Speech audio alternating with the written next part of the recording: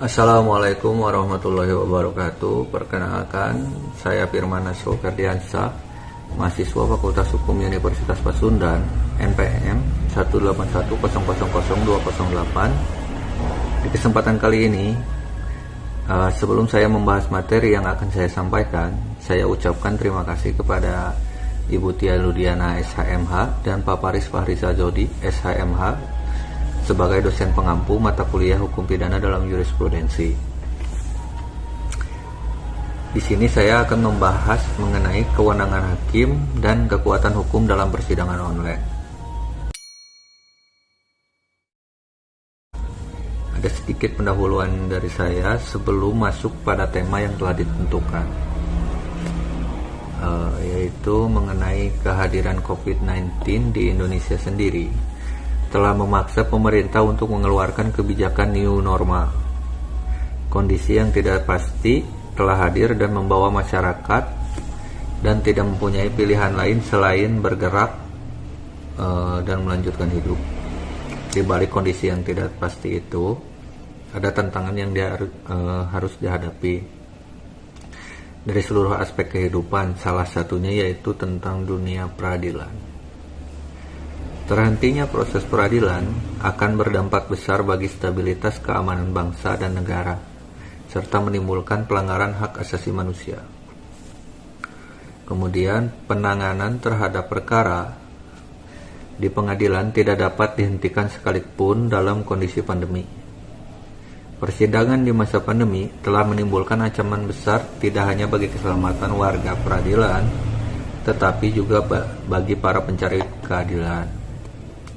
Demi menerapkan new normal, maka institusi pengadilan tidak dimungkinkan untuk mengadakan persidangan sesuai dengan standar yang telah diatur sebelumnya, karena dapat menimbulkan kerumunan orang yang menyebabkan risiko penyebaran virus COVID-19 semakin tinggi.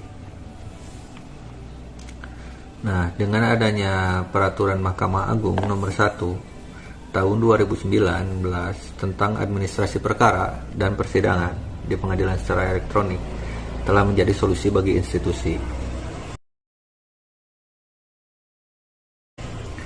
Kewenangan hakim sebagai aparat kekuasaan kehakiman, pada prinsipnya tugas hakim adalah melaksanakan fungsi peradilan sesuai dengan ketentuan peraturan yang berlaku.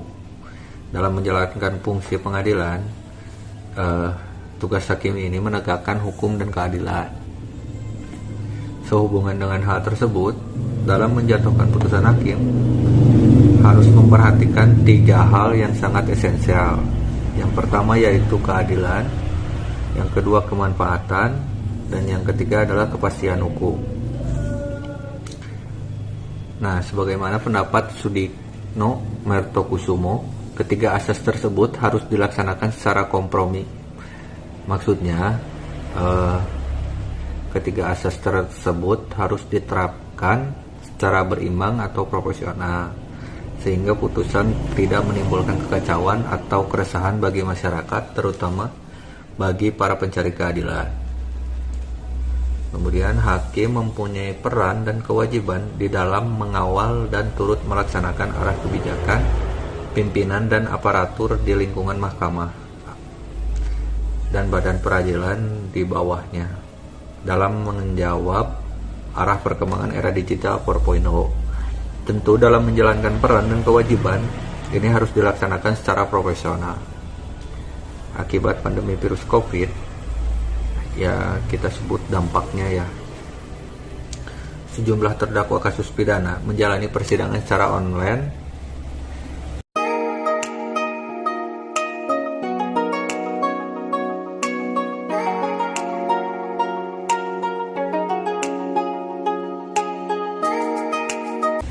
Salah satu contoh kasusnya yaitu di Lapas Kelas 2A Kuningan, di mana kegiatan ini dilaksanakan berdasarkan surat edaran Direktorat Jenderal Badan Peradilan Umum nomor 379 DJUPS 003/2020 tertanggal 27 Maret 2020 tentang persidangan perkara pidana secara telekonferensi, dan surat edaran PLT Direktur Jenderal Pemasyarakatan nomor PAS 20 PR 0101 tahun 2020 tertanggal 26 Maret 2020 tentang langkah progresif dalam penanggulangan penyebaran virus COVID-19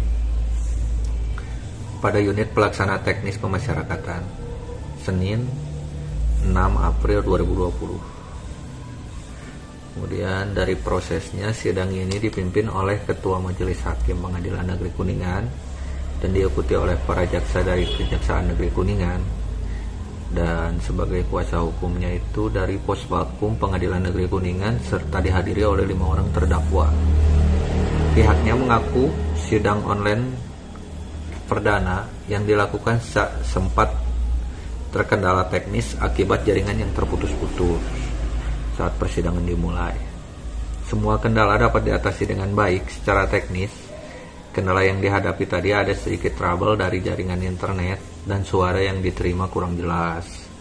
Tetapi setelah ditangani lebih lanjut, semuanya kembali terkendali dengan lancar, menurut Humas Lapas Kuningan.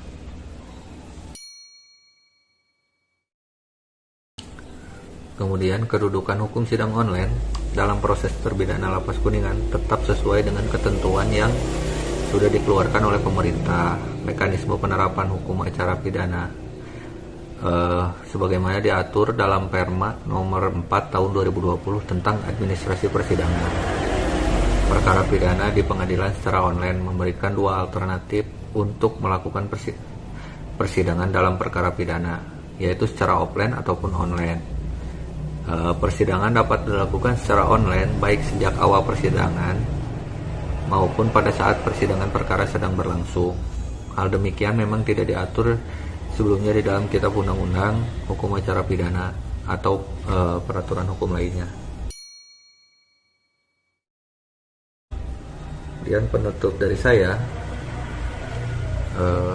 bisa dibilang solusi atau manfaatnya ya, persidangan secara elektronik itu di era new normal bisa menjadi solusi mencegah penyebaran COVID-19 karena para pihak yang terlibat dalam persidangan antara lain adalah pihak yang berperkara dan aparatur pengadilan tidak bertemu secara langsung.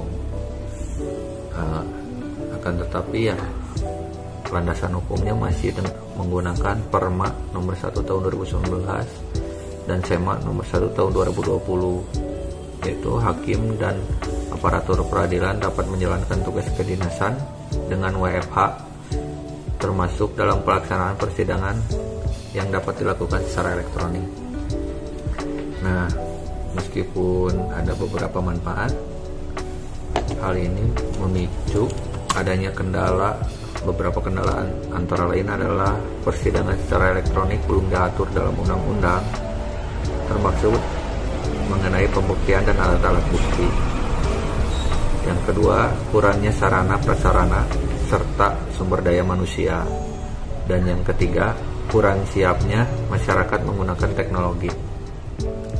Nah, saran dari saya adalah persidangan secara elektronik ini sebaiknya perlu diatur di dalam undang-undang seperti yang diamanatkan pasal 28 Undang-Undang Kekuasaan Kehakiman, atau dengan melakukan pembaharuan hukum acara agar landasan hukum persidangan elektronik cukup kuat dibanding harus menggunakan Perma nomor 1 tahun 2019. Karena intinya ya supaya tidak bertentangan dengan peraturan perundang-undangan yang lebih tinggi. Dan yang kedua itu pemenuhan sarana dan prasarana termasuk sumber daya aparatur pengadilan dan juga dari segi teknologi, alat-alat penunjang hal tersebut seperti jaringan dan lain hal perlu ditingkatkan. Sekian dan terima kasih.